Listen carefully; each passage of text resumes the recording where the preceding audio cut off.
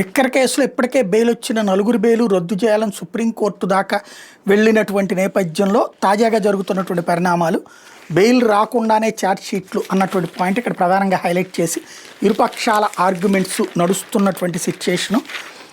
ఇందులో సుప్రీంకోర్టు దాకా వెళ్ళేటటువంటి అవకాశం అయితే ఉంది.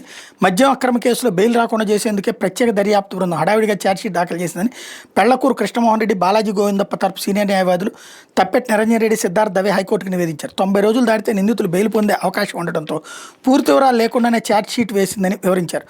అందులో కీలక అంశాలను విస్మరించిందని తెలిపారు. బాలాజీ గోవిందప్ప, కృష్ణమోహన్ రెడ్డి, కాలు ధనంజయ రెడ్డిలకు ఏసీబీ కోర్టు ఇచ్చిన డిఫాల్ట్ బెయిల్ని రద్దు చేయాలని కోరుతూ సిట్ హైకోర్టులో పిటిషన్స్ దాఖలు చేసింది. తమ ఛార్జ్షీట్లో పలు లోపాలను లేవనెత్తుతూ ఏసీబీ కోర్టు ఇచ్చిన ఆఫీస్ మెమోరాండం సైతం సవాల్ చేసింది. వ్యాజ్యాల మీద విచారణ జరిపిన హైకోర్టు ఏసీబీ కోర్టు జారీ చేసిన ఆఫీస్ మెమోరాండంపై స్టే విధించింది. అలాగే ఆఫీస్ మెమోరాండం ఆధారంగా డిఫాల్ట్ బెయిల్ ఇస్తూ ఏసీబీ కోర్టు వెలువరించిన తీర్పులోని పలు అంశాలను నిలుపుదల చేసిన విషయం తెలిసింది. ఈ బెయిల్ రద్దు పిటిషన్ మీద హైకోర్టు న్యాయమూర్తి డాక్టర్ జస్టిస్ వెంకట జ్యోతిర్మయి ప్రతాప తన విచారణ గురువారం కూడా కొనసాగించారు.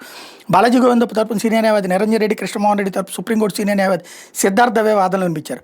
ఈ అక్రమ కేసులో సిట్ అధికారులు వారి న్యాయవాదులు మొదటి నుంచి న్యాయస్థానాలను తప్పుదోవ పట్టిస్తున్నారని తెలిపారు. ఏసీబీ కోర్టు జడ్జి చట్టం, న్యాయం గురించి క్షుణ్ణంగా తెలిసిన వ్యక్తి అని వివరించారు. అన్ని అంశాలను పరిగణలోకి తీసుకున్న తర్వాత డిఫాల్ట్ బెయిల్ ఇచ్చారన్నారు.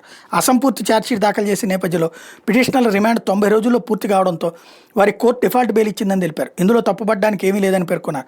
మద్యం అక్రమ కేసులో 3,500 కోట్ల మేర అక్రమాలు జరిగాయని చెప్తున్న సిట్ ఇప్పటి వరకు 40 కోట్ల సీజ్ చేసిన విషయాన్ని ఏసీబీ కోర్టు గుర్తు చేసిందని తెలిపారు. మిగిలిన మొత్తాన్ని సిట్ అధికారులు ప్రతిపక్ష నేత ఖాతాలో వేయడానికి కూడా వెనకాడరన్నారు. ఛార్జ్షీట్ దాఖలు తర్వాత తదుపరి దర్యాప్తు గురించి కోర్టుకు తెలియాల్సి ఉంటుందని, కానీ అక్రమ కేసులో ఏసీబీ కోర్టుకు సిట్ అట్లాంటి సమాచారం ఇవ్వలేదని వివరించారు. అలా చెప్పనందున దర్యాప్తు మొత్తం పూర్తయినట్టు అవుతుందని తెలిపారు. ఛార్జ్షీట్ వేసిన తర్వాత అందులోని అన్ని డాక్యుమెంట్లు పరిశీలించేందుకు ఏసీబీ కోర్టుకు అవకాశం ఇవ్వాల్సి ఉంటుందని, కానీ ఇక్కడ కీలక డాక్యుమెంట్లను సిట్ అసలు ఏసీబీ కోర్టు ముందుంచలేదని హైకోర్టు దృష్టికి తీసుకొచ్చారు. పిటిషనర్లకు బెయిల్ రాకుండా చేసేందుకు ప్రతి దశలోనూ సిట్ వచ్చిందన్నారు. చట్టం దృష్టిలో ఎట్లాంటి విలువ లేని ఛార్జ్షీట్ను దాఖలు చేసినప్పుడు కోర్టులు నిందితులని 90 రోజులకు మించి తమ కస్టడీలో ఉంచుకోవడానికి వీలేదని నిరంజన్ రెడ్డి, సిద్ధార్థ్ దవే పేర్కొన్నారు. ఇదే విషయాన్ని సుప్రీంకోర్టు పలు తీర్పులో స్పష్టంగా చెప్పిన సంగతిని గుర్తు చేశారు. దీనికి అనుగుణంగానే ఏసీబీ కోర్టు పిటిషనర్లకు డిఫాల్ట్ బెయిల్ ఇచ్చిందని వివరించారు. ఇలాంటి సందర్భంలో డిఫాల్ట్ బెయిల్ ఇవ్వడం మినహా మరో అవకాశం లేదన్నారు. డిఫాల్ట్ బెయిల్ నిందితుల హక్కుని దీన్ని ఏ ఒక్కరు అడ్డుకోలేరని స్పష్టం చేశారు.